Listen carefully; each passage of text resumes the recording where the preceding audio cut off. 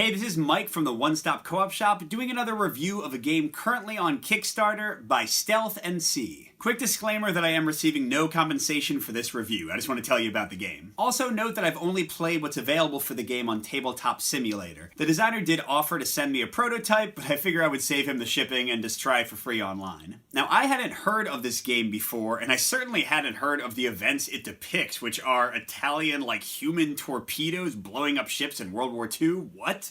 But Liz Davidson from Beyond Solitaire did a preview of it, and once I saw her video, I knew I had to give it a try. So how was the portion of the game I got to play? Well, let's talk about it. First, on the pro side, I really love the lightning-fast gameplay of this and the intense tactics. And not just the tactics, but the way that the dice rolling luck and the enemies coming out force you to improvise and adjust your plan on the fly. One of your subs might be careening toward a juicy target ready to blow it up when your warhead fails, or a patrol ship pops up right in front of you. The stress of that, the tension, the hard choices of whether you take a risk or turn for safety are great, and again, the game plays so quickly that you can have a ton of these cool events in moments. And speaking of wild events, I love the emergent narrative in this game and how goofy and wild things can happen and you just have to deal with them. The highs and lows of victory and defeat, seeing your entire team wiped out or pulling off an improbable destruction of a major boat is really exciting. I also really like the core action mechanic of the game, which is similar to Robinson Crusoe in that each of your subs has 2 actions,